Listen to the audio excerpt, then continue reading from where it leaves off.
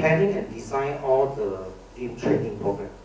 So he's now doing a lot of customization, and also doing the training for the specialist diploma. So he will bring you through how we scope and how we can help you in training. So this pain point is not the pain point I'm going through the customization, but basically pain points that we have observed when we work with clients, that they come to us, they require training, they require customization and certain things. So we need to go in and analyze exactly how they actually adopt them and actually implement it into their organization. So these are some of the pain points that we see it's recurring in some of the clients that we work with.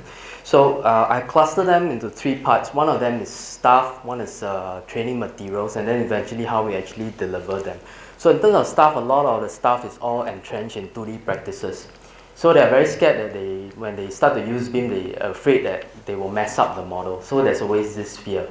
And two is that a lot of time when you want to train the staff, there's always no time, and then end up a lot of training is on the spot training. Say for example, hey, Quack, this one I don't know how to do, how? Can you teach me or not? Then the guy comes, teach, and then you go. Then it's always this kind of spot training that some of these officers faces when they're doing the training. And then of course there's training materials is always very in drips and drabs, and they're not standardized. And then there's three disciplines. Say for example, I'm using a case like, for example, if you're a contractor, you need to teach the MEP guys, you need to teach the Archi guys, you need to teach the structure guys. But then all of them are actually teaching them how to use user interface. And all three is actually repeating this all the time. So might as well, if you can collate them as one, then you teach similar things with a certain time frame, and then when it gets into a specific discipline, you can split and do your specific training for the different disciplines. So these are some of the things that we discovered. And of course, some of the training materials is not learner friendly. As an academic institution, we are more experienced in crafting our materials, so we're better at how to offload this to people who are actually learning a software. In this case, it's BIM softwares. And then we also face issues or things that I've observed personally is that there's always this common complaint. Whether it's a consultant, whether it's a construction companies, you send in the guys for training. Okay, go for training. Then they come back, they got no project to work on. Then 1 week go by, I can remember maybe say a bit of this Revit software. Then 2 weeks go by, more things I forget. Then 3rd week, 4th week, still no project coming in. Eventually I forget everything. Then when project really come in on the 2nd month, but I already forget because my training was done 1 month ago. Then I can repeat this again. This was something that my friend actually shared with me. So now he's going through that painful process to retrain the entire office again. So his is actually a consultant firm. So we devised this kind of just-in-time delivery together with this starter kit that we can actually use. So a lot of times we have execution plans. So in execution plans, most of the time we do already, then we keep inside drawer, collect dust. Then we know that there's a document like that somewhere, but nobody go and refer.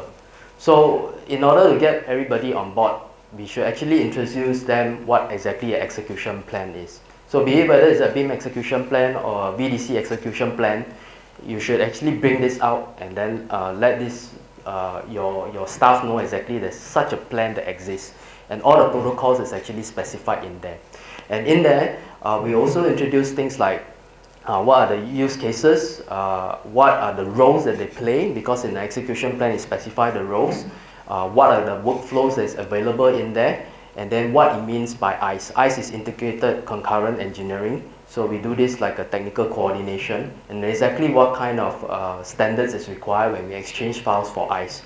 And then we'll do the quality checks, and then we'll do a model standard. So we can package this as a starter kit for the trainers or the expert within the organization, and then use this as a standard to actually drive the training within the organization. So now then, what are the roles and responsibilities that I specify as a starter kit? Now why I flash this is because a lot of times the person who is drawing or modeling does not know how he fit in this bigger picture. So he basically, I need to model column, I model column. Today I need to model slab, I model slab. But he's not given the big picture that what he's doing is basically assisting the BIM coordinator, and the BIM coordinator is assisting the BIM manager and so forth, and the roles is actually specified in the execution plan.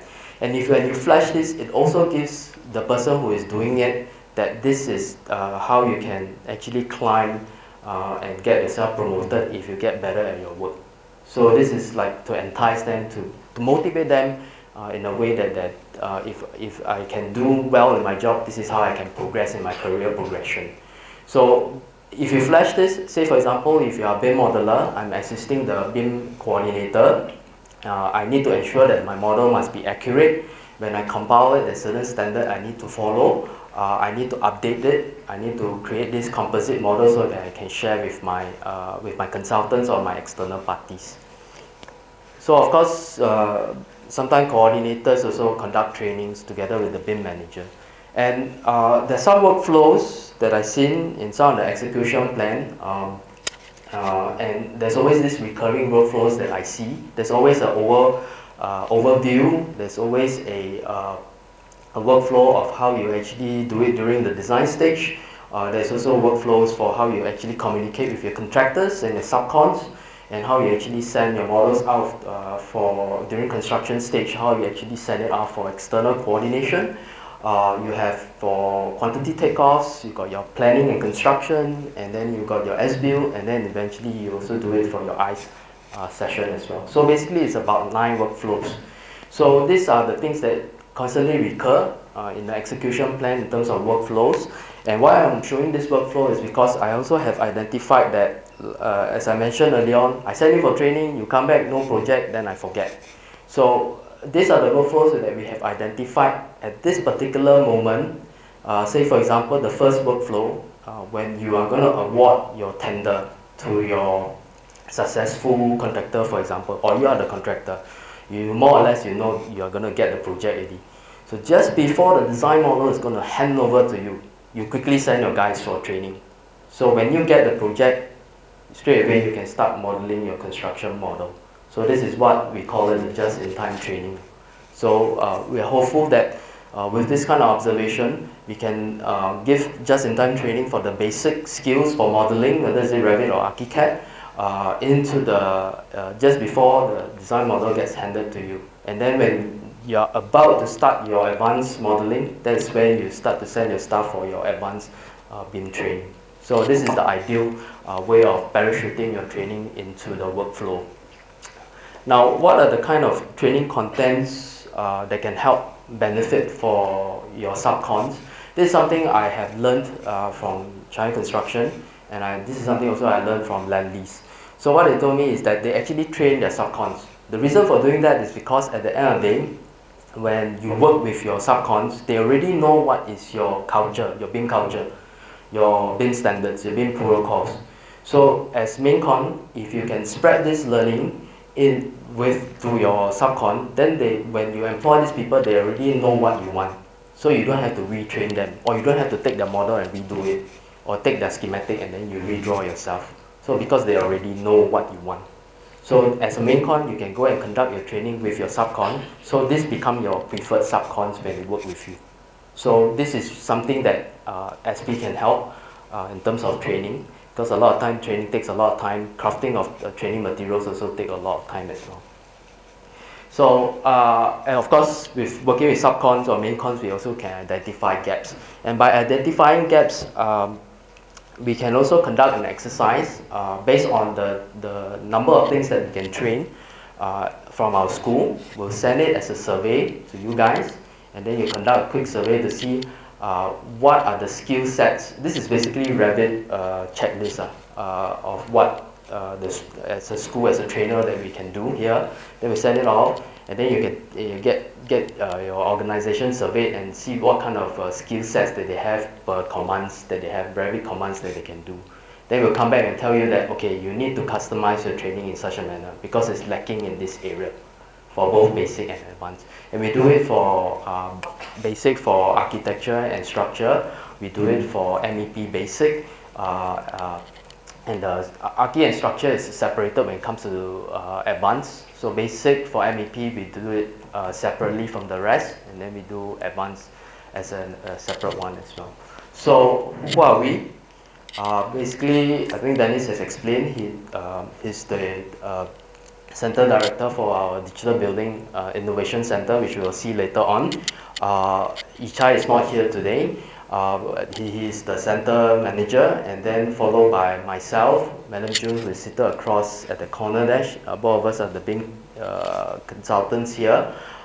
We have two BIM managers, which is two doctors who are seated on the central row here.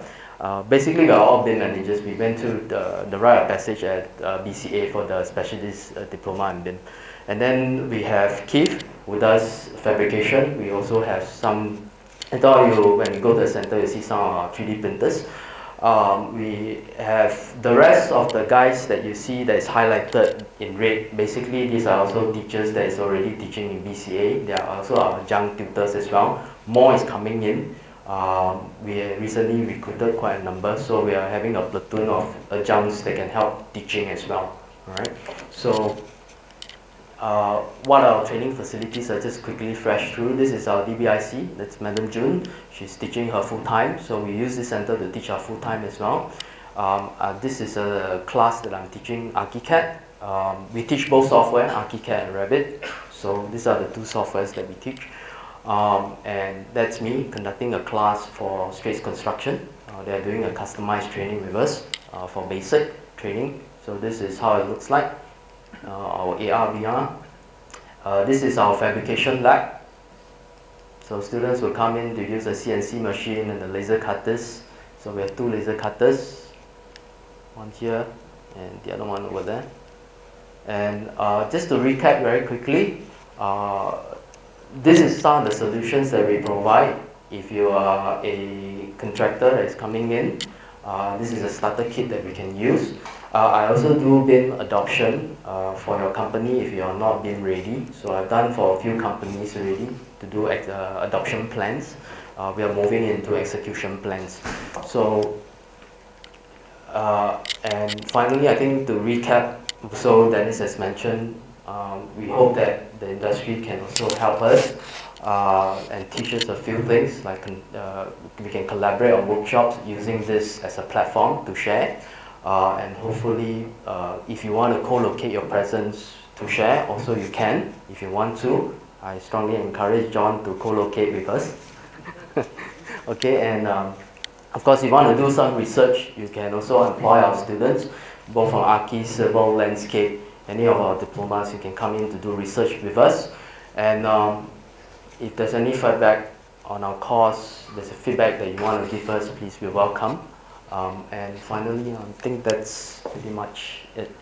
So what's going to happen is that all the slides that we presented today, we will distribute to you guys, but we'll inform how we're going to distribute. We're still trying to figure that out. That's one. Two, let's move over to the center and then enjoy the refreshment. Oh, yeah, there's one more person, Uha. I almost forgot to share with us what's going to happen in the next sharing, which is in November. November, so long from now, guys. Hi there, I'm Renee from Wuhan. Thank you to BCA and Singapore Poly for hosting us and for all the sharing that's going on now.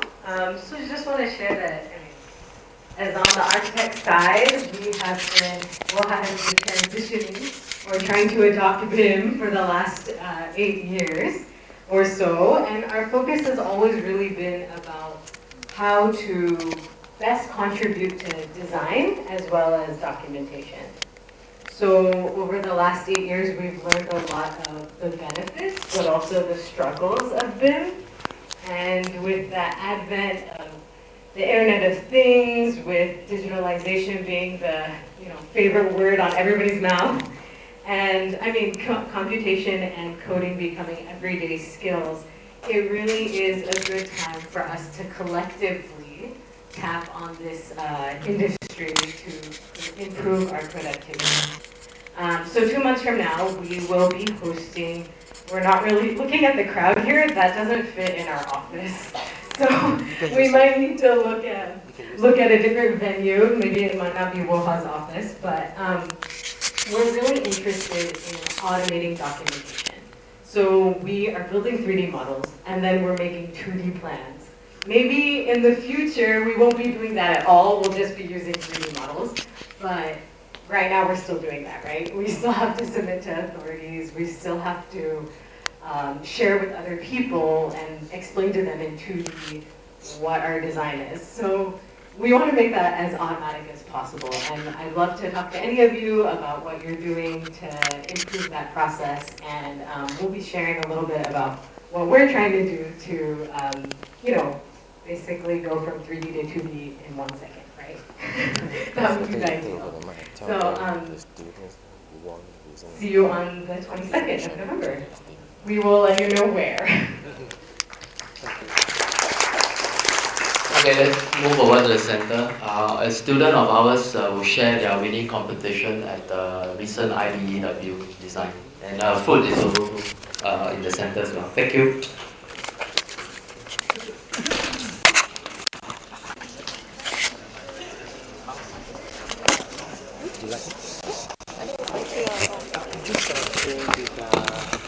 With our team about my slides for the application. Yeah, we can just delete first my